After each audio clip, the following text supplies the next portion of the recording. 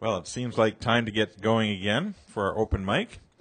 We have quite a few people signed up, so limit yourself to 2 or 3 minutes if you could. So 1 or 2 poems or more if it's shorter stuff.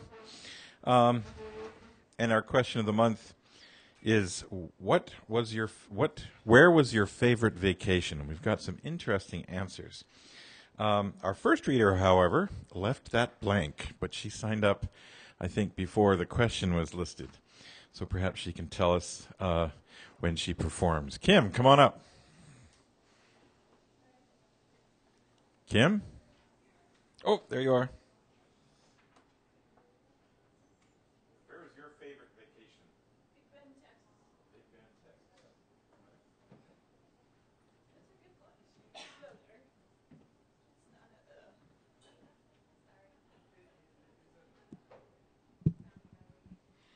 This is a poem I wrote after a friend of mine passed away. I first met him when he was 76, and I was newly married. My husband and I, we took care of his grounds, his home, while we worked our way through college. And he was a fascinating person. He had been in World War II. His wife studied underneath Simca, who was the French equivalent of Julia Child. She was an architect underneath Frank Lloyd Wright. I learned so much about history just from listening to these two, him and his wife, talk. And my husband and I, we used to call them the kids. Okay, what are the kids doing? They're out there playing tennis. We're still sleeping in because we're all burnt out studying. And here these people are in their 70s. Just having a great time. And we just thought it was great. And when he passed away, he died in San Antonio on the USAA towers. And there was this blanket of snow that hit Seattle area and just knocked everything still. And I came up with this poem. I thought, great, this is wonderful. I get to just chill out, which is what I wanted to do. I wanted to celebrate his life. It's called Blanket. Blanket me with the snow of a long-lost love, so that the chill of surrender never stills the value of a dream made real by a war once fought. On your earth where my frozen feet stood, immobilized by a path etched by the certainty of having no place left to go. As final as the cold swirling around me, I felt until I could feel no more, numb by spent experience, still moving in the darkness, beckoning me to continue. Thank you.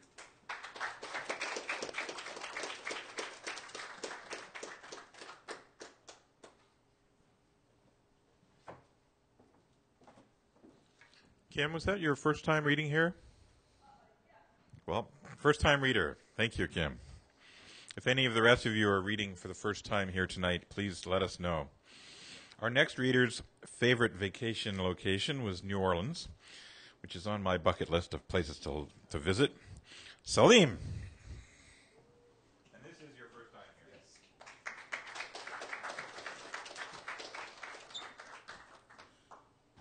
First time here. I just want to tell you guys a quick true story. When I was 13 years old, there was a knock at my door, and there stood a 13-year-old girl with skinny, long pigtails and a gap in her tooth, and she said, "Your aunt told me to tell you to wait on your front porch with me until my mother come pick me up." And I said, okay. So I just got released out the hospital from third-degree burns from pulling my baby brother out the fire.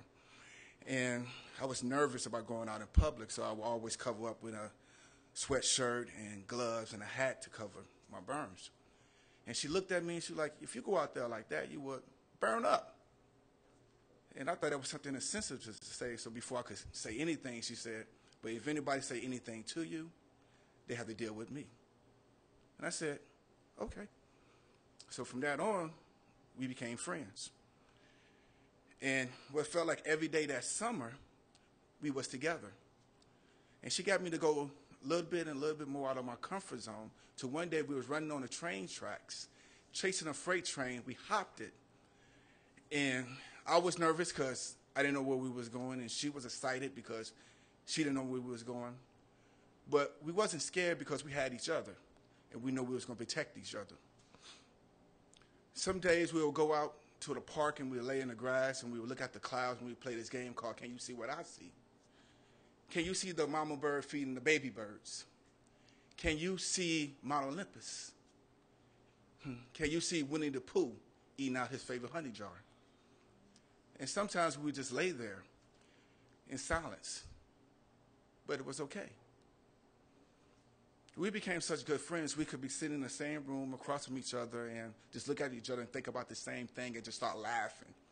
And people around us would be like, what is wrong with you two? Y'all just too silly. So one day, my friend sat me down, and she said, I have to tell you something. I said, go ahead. She said, I'm dying.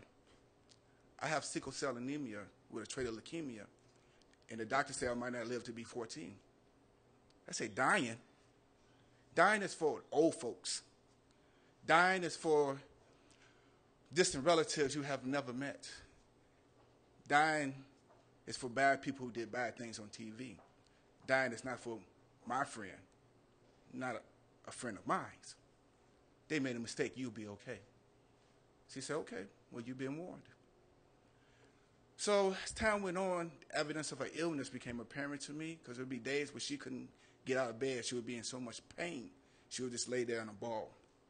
And I would sit next to her, and we would watch her favorite movie where she loved the Warriors for some reason. I don't know why. And she would fall asleep, but every now and then she would wake up to see me sitting next to her, and she would smile. So I'll be there to put a goofy face on, like, and she was too much pain to laugh, but she just shake her head and smile like, you silly boy. And the last time I seen my friend, we were sitting on my aunt's balcony, and kids were playing in a fire hydrant, and we can feel the cool water from the breeze. And she said, D, why you up here with me? You should be out there playing. But I felt like my place was next to her. I was like, I'm good. It's like, no, go out there and play. But matter of fact, do me a favor. Go play for me. So you want me to play for you? Okay. So I went outside, I stood on the balcony, I screamed up, Annette, what do you want me to do? She said, quack like a duck walking backwards in the water. Quack, quack, quack, quack, quack, quack, quack. I said, what's next? She said, do cartwheels in the water for me. Flip after flip after flip. What's next? So grab my little brother, flip him upside down, count to 10, and take him in the water. Did it. Because every time I did something for her, her smile got bigger. And she was happier. She was laughing. And that made me feel good. And I kept screaming, what's next? What's next? What's next? And I didn't care about what anybody was thinking of me. So when my friend passed away, I knew it before anybody ever told me because I felt it. It was like an emptiness, like a piece of me just went away.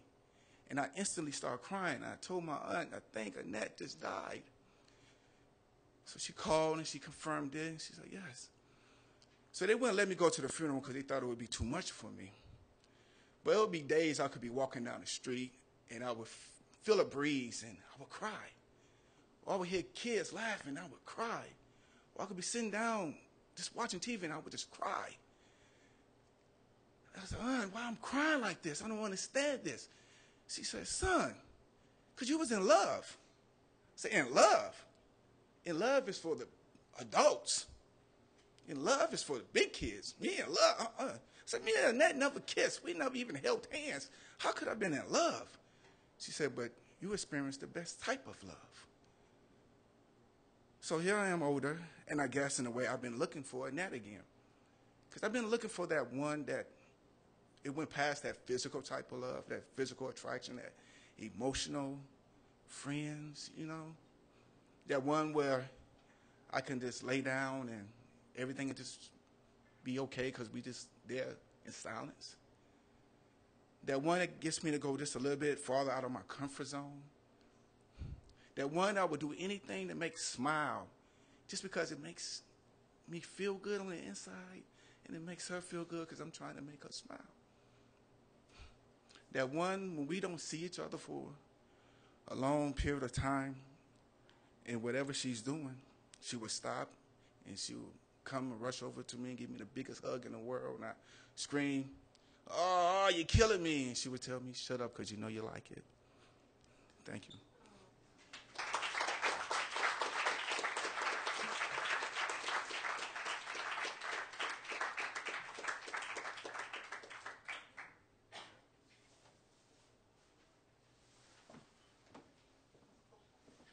Thank you, Salim. Our next reader's favorite vacation location was driving through Iowa. Roy Kindleberger.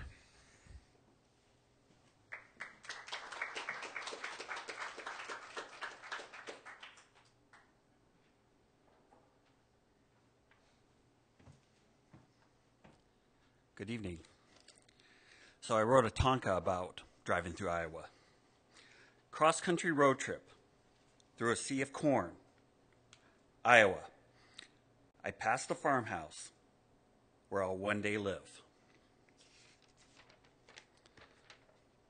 And this is a haibin, which has two haiku. In between them is prose. Marriage counseling. I light my first cigarette. I came out of the Chevron with a pack of cigarettes and a 24 ounces of high-gravity malt liquor, gasoline. After another round of marriage counseling, I went and got a haircut and made a side stop. I drove separately in fear for my life. If my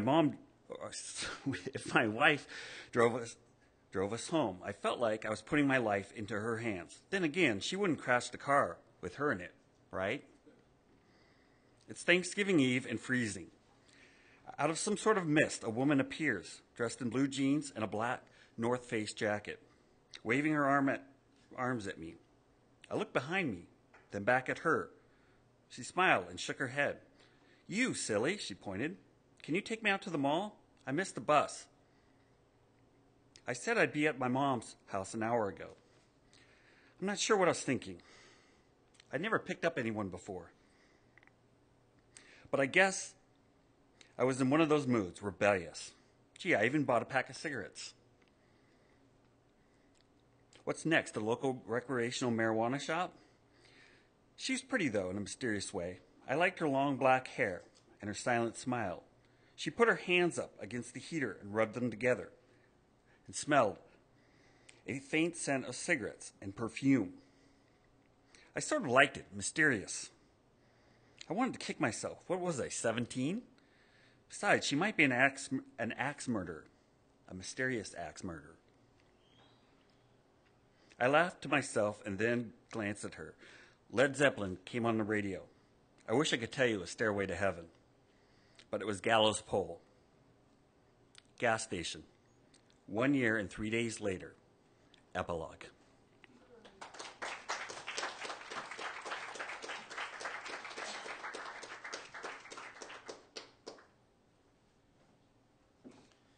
Thank you, Roy. Our next reader's favorite vacation location is Hong Kong. Del Gustafson, come on up.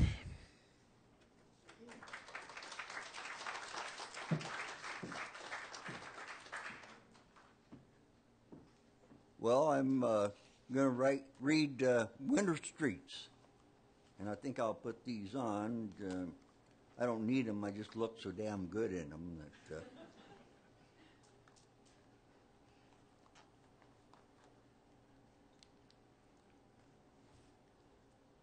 A possum lay out in the street, squashed flat but for his possum feet. Lying near the center line, a study in winter's tread design. Attended only by a few black crows who were pecking at his possum toes. They flew and circled to the west as I added my tread marks to the rest. I watched them in my rearview mirror as they quickly overcame their fear and soon returned to feed anew Mother Nature's cleanup crew. Ahead, a chicken crossed the road, red comb flopping as he strode. Proudly strutting, he did not run. He showed the possums it could be done. Now this one is called Broken Baby, and it was written for my granddaughter. Don't stand up in the grocery cart, my sweetest darling dear. You may fall out and break yourself, like your sister did, I fear. You had an older sister of whom I've never spoken. She fell out of the grocery cart, and she was badly broken. I thought she was the sweetest thing, the picture of perfection, till she fell out and broke herself there in the dairy section. We thought there was no fixing the damage that was from that bump. We put her in the trash bin so they could haul her to the dump. She waved at me from the truck. It filled my heart with pride. Her lip quivered and she teared up, but never really cried. Often when I pass the dump, I see her searching there. Her hands and face are dirty. She has tangles in her hair. So dirty and so ragged, I swear she looks half wild. I hate it when she waves and shouts, "Mother, it's your child." I could not bear to touch her. Her clothes are torn and soiled, but on Christmas and her birthday, I leave food that's barely spoiled. So don't stand up in the grocery cart, my sweetest darling dear, because if you fall out and break yourself, I'm going to leave you here.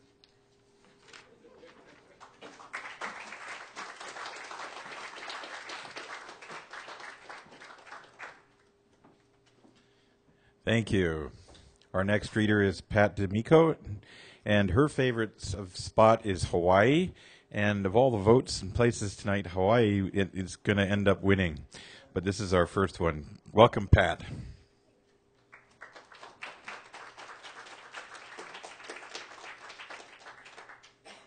This is my first time reading anywhere, and it's all light verse. This is my approach to writing light verse. It's called poetic license. There's a certain parameter to iambic pentameter and skills one must know to produce a rondeau.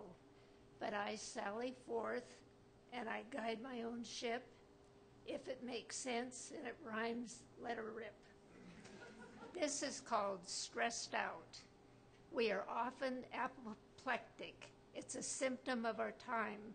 Some people get dyspeptic, but I break out in rhyme. This is my goodness. They say one must heed every thought, word, and deed to be good, and I certainly try. For the deeds, I'm okay. For some words, I may pay, but for thoughts, I will probably fry. This is safety valves. In the hallowed halls of Congress, the crop's elected cream, there's an awful lot of posturing and blowing off of steam. It's physics, plain and simple. Since hot air creates velocity, imagine the explosion if they punctured their pomposity. This is the last one, and it's a follow-up to Silence of the Lambs with Hannibal Lecter. I don't know whether anybody remembers. It's called Hannibal Lecter, Disowned by His Daughter. Excuse me. Okay, Daddy, here's the scoop. You ate up half my brownie troop. And in my teens, surprise, surprise, my dates began to drop like flies. In truth, I really lost my trust the day that Grandma bit the dust. So I won't call and I won't write. I just don't have the appetite.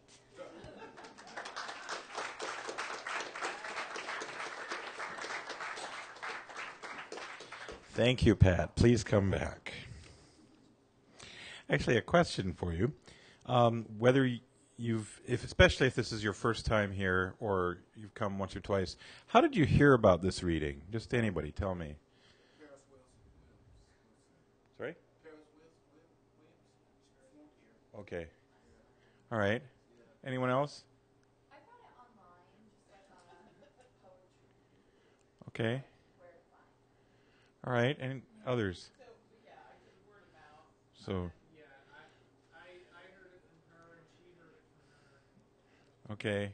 Keep that up. Anyone else? It's always good to know how you, especially if you're new here.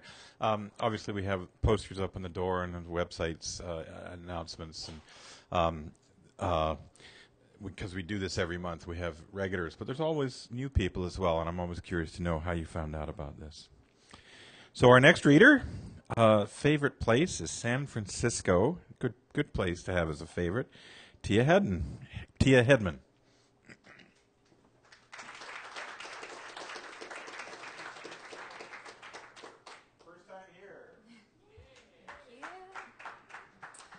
All right, so this poem I wrote about a year ago. I was kind of in a dark place in my life. I was in and out of the hospital, just really confused about, where I fit and if I fit, and just confused about life in general. And so I was going through transition from, graduating high school to going into college, and I was having a really hard time with that transition, and so I started to think about other transitions in my life, and one that we all go through earlier in our lives, from being a small child to a toddler and a preteen, and how as a small child everything's new and it's fantastical and it's magical and the world is so big. And I started to think about when that stops and why that stops and why we don't have that hunger as adults. And so this poem is kind of exploring that transition in life. So it's more of a spoken word poem. So here we go. Close your eyes and count to 10. They tell me in through your nose and out through your mouth. They mutter, my day starts with 6 pills to keep me stable and a couple more to forget, trading pieces of my body for my peace of mind. I wonder if ever was what I will be. I mean, when did this all get so hard? Remember when scars were scraped knees and not helpless tragedies, and guns they held water, not the fate of another human being? School days rushed by and a summer haze occupied our minds. Friends lasted forever instead of broken lies and shattered dreams. When did our fantasies become foreclosures and our white picket fence turn into bars to which we're imprisoned behind? This is our struggle, our daily internal struggle that starts with hope and ends with necessity. This struggle, it grows stronger as years age us. One day, we will learn to drop out of the race, arms pumping, heart racing, but a spirit as high as God. We will dodge our insecurities, replaced with luxuries, and be stripped naked of our burdens. This is where life is truly born, sworn day in and day out. It gets better, they scream. I don't want it to. I need a change of scenery because lately I've been seeing me for just a little too long. I mean, this struggle, it makes us stronger, yes, wiser, of course, but one day our bubble will pop and we'll emerge like a beat-up baby blanket, torn, tattered, stained, and worn, but full of inspiration nonetheless. Where did we really all go? Humanity and nature part like the Red Sea. Humans not acknowledging their worth, so it seems to me. Days feel like years. No smiles, only tears you see here. But tears, they fade, and our hearts have this unwilling capability to fix themselves in our time of need. They mend, they adopt, they adapt. So hopefully it baffles me, but we're worth it, right? I mean, we have to be worth it. You are worth high mountain views and low valley sunsets, and to be yourself in a world that's constantly trying to change you is the greatest accomplishment a man can make. So take where you've been and where you're going and acknowledge the present right in front of you, wrapped with some bow and some string, and you pick up the cards that so strongly reads, know your worth. Thank you.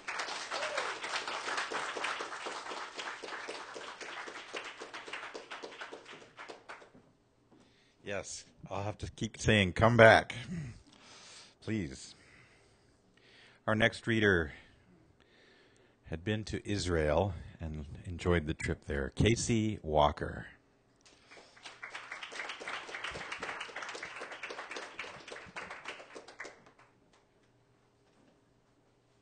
First time here? First time. First timer. Hello. First I just wanted to dedicate, my reading to my dad because it's his birthday today, and I just really love him, and he's right back there, so happy birthday, Dad. So the first piece that I'm reading, I wrote it for a friend of mine when she like loves Jesus, and she felt like God was calling her to move away to a place where there's a lot of depression and alcoholism and really just a lot of hopelessness. And so I wrote this poem for her the day that she left. And it's based off of a beautiful passage in the Bible. It's in Ezekiel. And it's when Ezekiel raises up these dry bones to become people again. And I felt like that's what the Lord was speaking over her. So it's called The Bone Caller. The bone caller has awakened, and she knows where the skeletons rest. She rises as the sun crests with nothing but a love for the bone maker, peace in the calling, and a song only she knows to sing. The devils hear her coming. Phantom mountains resurrect as they hold their breath. But like a ripple, they begin to scream and claw beneath their eyes as the chafe of crushed mountains dust their shoulders. She is headed to the valley. The vultures cry out at the scent of life descending on their feast, and the orphans watch as the winged beasts disperse into pepper on the horizon. And they begin to whisper excitedly, "Yes, she's coming, O house of God, yes, she's coming." And in a moment she was there, standing before the valley, the children's eyes like saucers and lips button closed. She smiled. She explained they would not descend to the valley of the bones, for the bone maker was about to make this army rise up. Ezekiel winds swirled and rose, and the bone caller knew it was her time. Slowly, deeply, she took a breath for coming lungs, coming hearts, fixed her eyes on the bone maker, and began her song.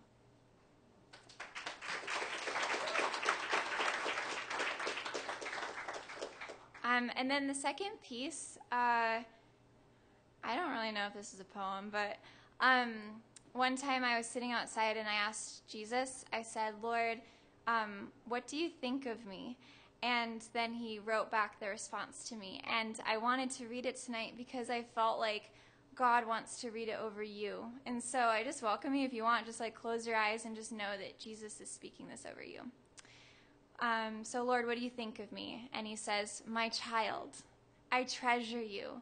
I plan for you, I war for you, I cry for you, I hold you, I kiss you, I sing over you. I delight myself in you, I smile through you, I hug you, I dance over you, I laugh with you, I joke with you, I adore you. You are worth my best.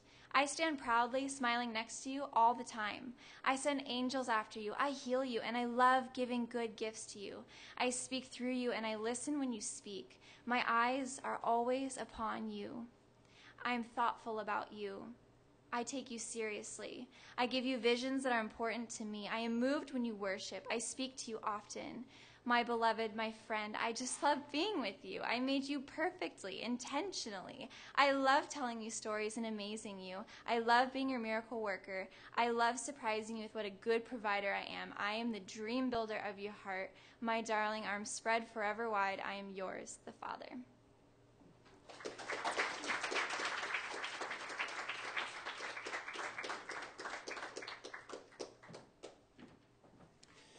Thank you, Casey. What is your dad's first name? Dawn. Happy birthday to you. Happy birthday to you. Happy birthday, dear Dawn. Happy birthday to you.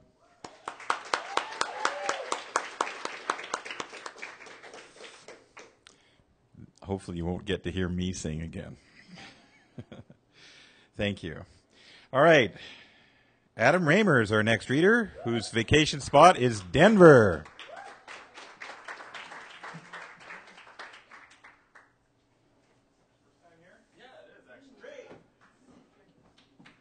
How are you guys doing tonight? Good? Good. That spoken word, that was really awesome, by the way. I was just in the zone when you were talking. That was great. And yours, that was really empowering. Like, just listening to that, that was really awesome. So mine was just one that I wrote maybe a year ago.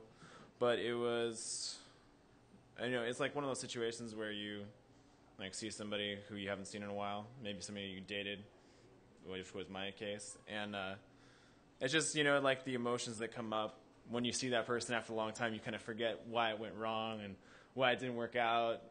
But, yeah, here it goes. Dollars down, the money spent, traded in for whiskey. Our voices made sound, but it's the feelings I drown. It's been a while. It's been a long time. Years ago, we were more. We were fused as one, but here we sit, just two people, just people. We laugh, we joke. We can look deep into each other's eyes. It helps me close the page, unfold the edge of the paper I had marked. But it's been so long. Just like a cut will close, so have our hearts. Tonight, feelings may press the surface, but the layers on my heart won't budge. They can't escape. They will never make it out. What's dead is dead. I'm counting on my scar tissue tonight. I need my scar tissue to save my life.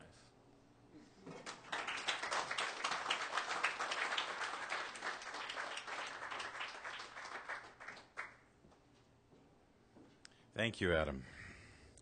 Next up, we have Adina Hicks, Maui.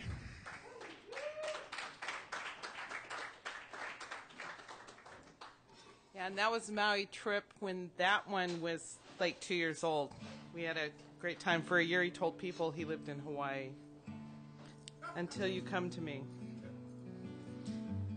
The pain that racks my heart, the hollowness of an empty soul, knowing that I have caused you grief and pain, when all I wanted was to love you.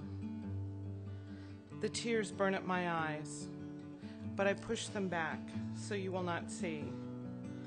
No one can see the depths of the ache of the soul that has been torn apart.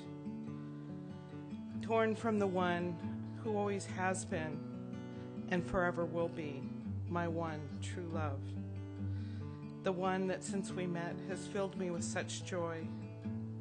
What purpose does this cruel, hard fate find in bringing our hearts together when circumstance does not lend her consent? Is it a test of our heart's commitment? I cannot breathe. My heart cannot beat. The press of the air around me refuses to allow me to move. My love for you has not faltered.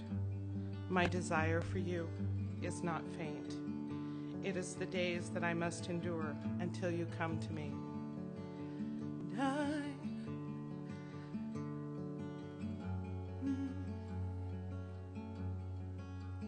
I'm still learning to love, just starting to crawl.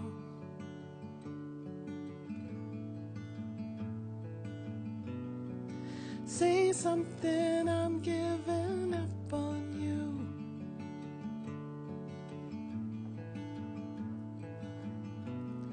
I'm sorry that I couldn't get to you.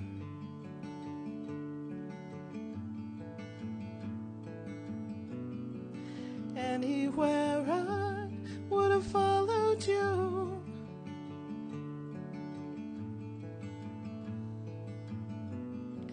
Say something, I'm giving up on you. And I will swallow my pride. You're the one that I love, and I'm saying goodbye.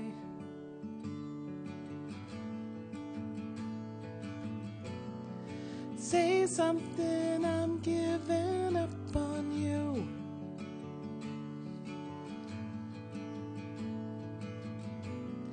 I'm sorry that I couldn't get to you.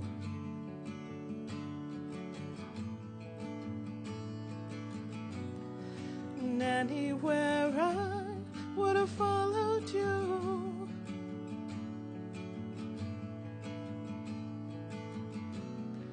Say something, I'm giving up on you.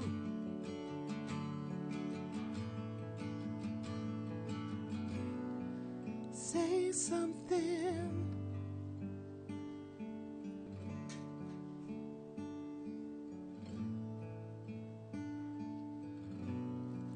Say something.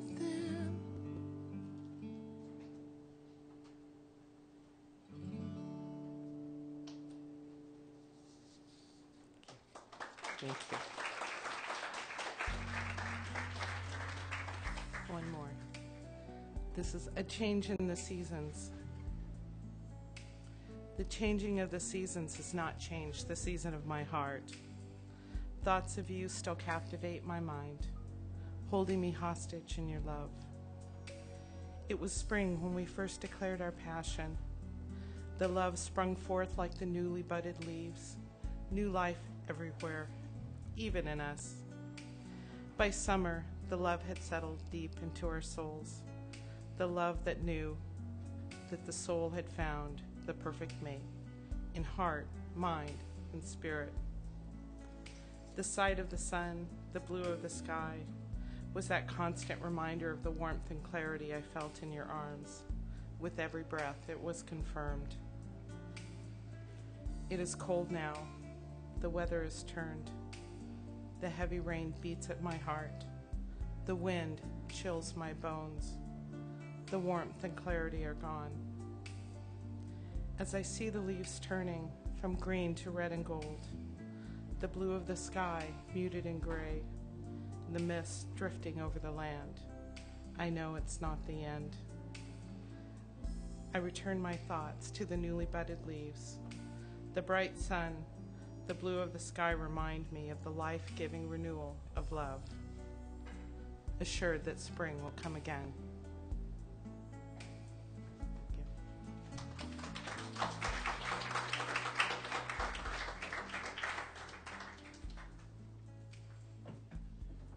What great readings and performances we're having tonight. We're going to go from Maui to Maui. Philip Atwood. This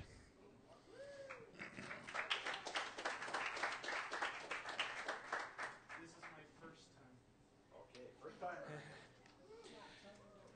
All right. To give this poem context, my friends are weird. Whenever we're talking online, we'll be going for a little while. We'll find something in the news that frustrated us, and then we'll say, "We love you, NSA. Hi, NSA," and it's just weird things like that. Just show us how nerdy we are, but we like to. We just like to joke around. So I came up with this, a good half an hour ago. I was inspired actually by your poems to write, and I just put pen to paper and the words flowed out. Thank you so much. I read the weekly news. I weep and sigh and groan. I count the dead, then stop my peruse. My home, a place my own. I spend the day at large, at work, at school, at play, facing smiles among the faces, happiness throughout the day. But as I pull back the lens, as I see the bigger home, what I'd give today to have a country of my own. I speak with friends and family, and they can all agree that something wrong with love is there for all to see. I listen to their minds, their truths never roam. Oh, if we could be citizens of a country of our own. I speak to men of power, those men so strong and wise. To those do I ask and question, and yet get no replies. I speak to men of old, confused and lost. I cry, I cannot understand the world. Not if you listen to those guys. I laugh and smile to hear their jokes so crass, and they feel hope again to see the future of the past. So when you hear my words today, be critical, be thoughtful, not kind. For we come from a country where we should speak our mind. So when you hear my words today, hear the words I own. This would not be happening if we had a country of our own.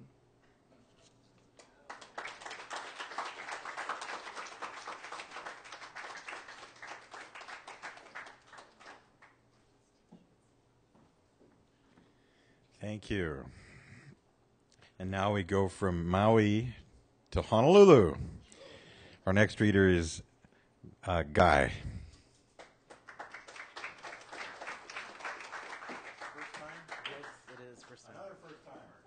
This is my first time here. It's strange enough because I live in Education Hill, which is close by, but I have two that I'm able to remember. Most of them I forget, and they're all up in the hill by the high school. This first one is a poem I wrote on the conversation I had about the idea of the introverted personality. As an extrovert, I kind of admire and in some ways envy, I think, a certain like inner serenity there is with the introverted personality. So it's kind of my respect to that, I guess. Sleep. Neighbor the day, stranger the night. Life. Soul in box, I am safe. I am mine. Cross no line. Keys to doors you enter in, some I'll never hold. Neighbor or stranger, you'll never know. My voice whispers yes or no.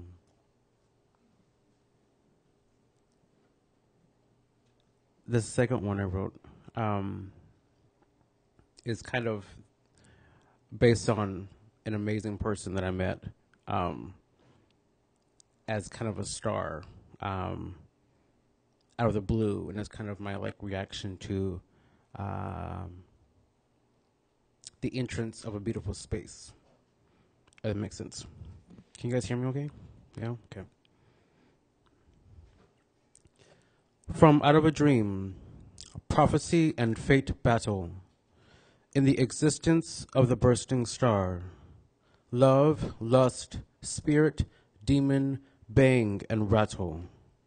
In the clamor I borrowed a vision. The shine blinds me to see my own sight.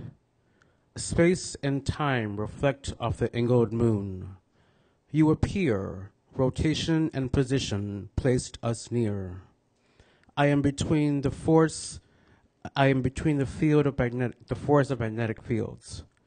Perch my clouds in the dreamland of Mirage Lagoon.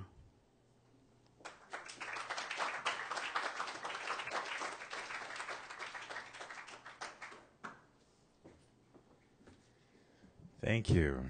We've had a lot of first-time readers tonight. I'm grateful for that. Our next reader is not a first-time reader. In fact, this is his last time.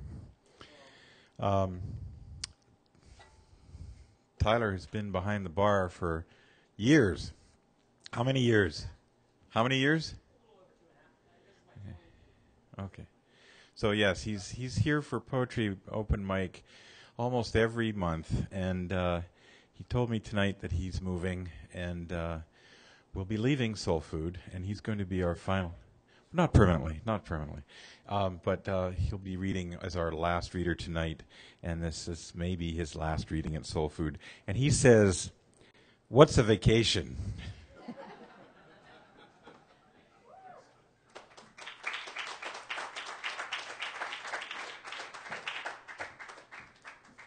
How's it going, everybody? So I apologize, this one's a little long-winded, and we do not censor our artists here at SoulFood, as I will so boldly show. But this is a poetry by a guy named Shane Corzan. It's called "The Crickets Have Arthritis." It doesn't matter why I was there, where the air is sterile and the sheets sting.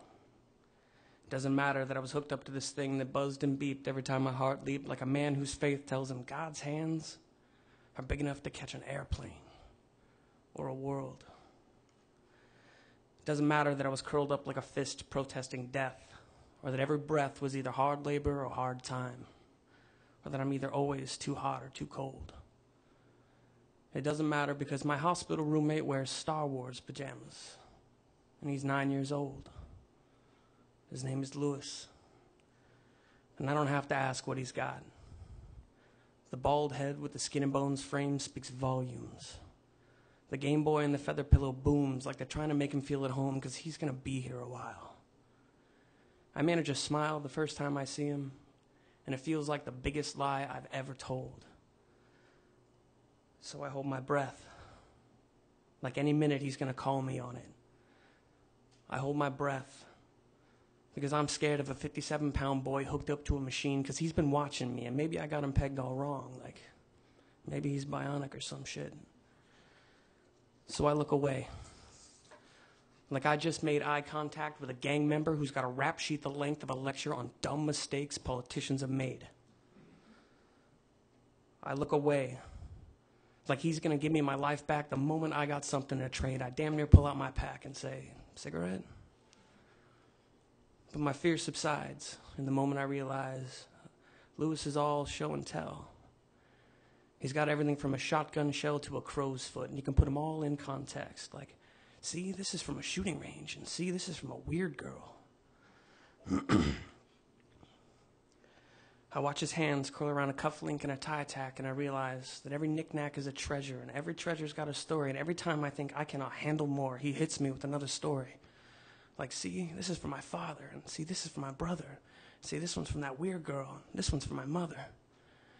It took me about 2 days to realize that that weird girl is his sister. It took him about 2 hours after she left today for him to realize he missed her.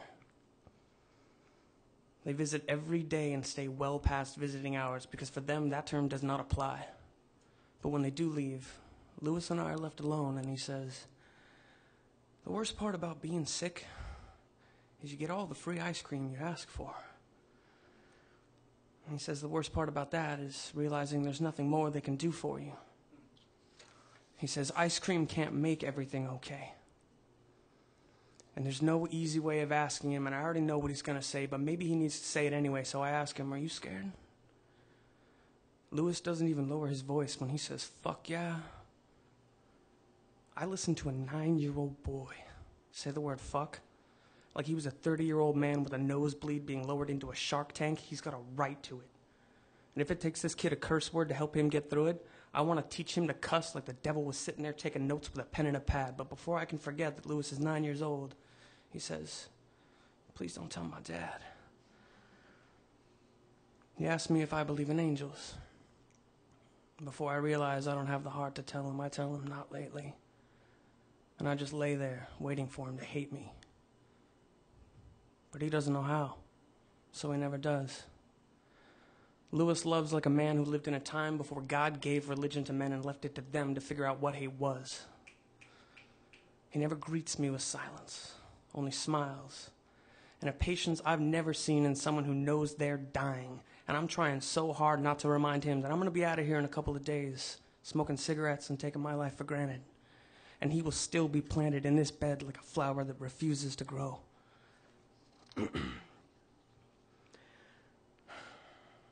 I've been with him for 5 days now. And all I really know is Lewis loves to pull feathers from his pillow and watch them float to the ground. Almost as if he was the philosopher inside of the scientist, ready to say it's gravity that's been getting us down. But the truth is, there aren't enough miracles to go around, kid. And there are too many people petitioning God for the winning lotto ticket. And for every answered prayer, there's a cricket with arthritis. And the only reason we can't find the answers is because the search party didn't invite us. And Lewis, right now, the crickets have arthritis. So there's no music. No symphony of nature swelling to crescendos as if we bent halos into melodies that could keep a rhythm with the way our hearts beat. So we must meet silence with the same level of noise that the parents of dying 9-year-old boys make when they take liberties in talking with heaven. We must shout in our own vibration and let it vibrate and grow and echo and grow and echo and grow distant. Distant enough to know that as far as our efforts go, we don't always get a reply.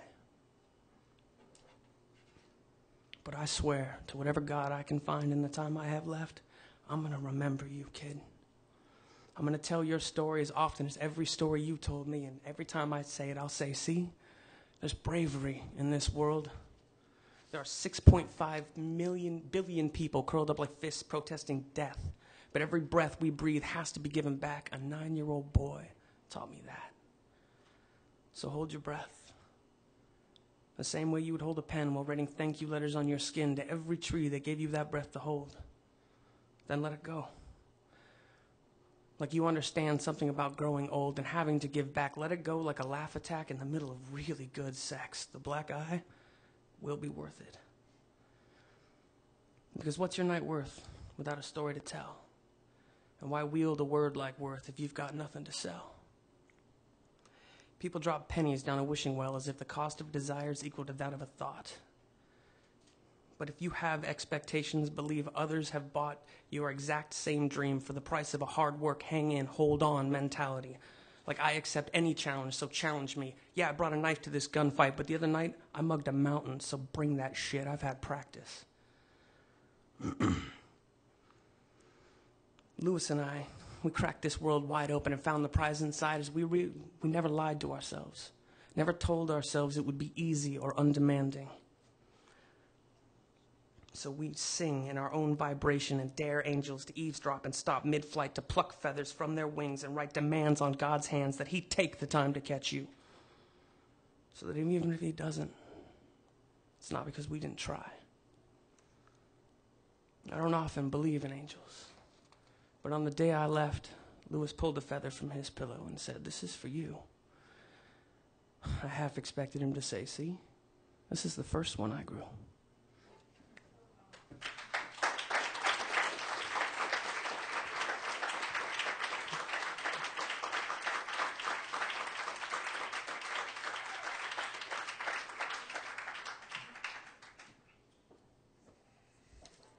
Wow. Thank you for coming tonight. Thank you again to our two featured readers, Diane and Anne. Thank you all for coming and making the choice to be here tonight. I'd like to leave you with a poem by George Amabile, who's a Canadian writer. Robert Frost is known for saying that writing poetry without meter and rhyme is like playing tennis with the net down. And rhyme and meter is hard, but this is an excerpt from George Amabile's Ars Poetica. Robert Frost: I tell you, it's harder to play tennis with the net down. You have to use your whole mind. You have to love the soul of the game more than personal glory. Thank you for your stories tonight.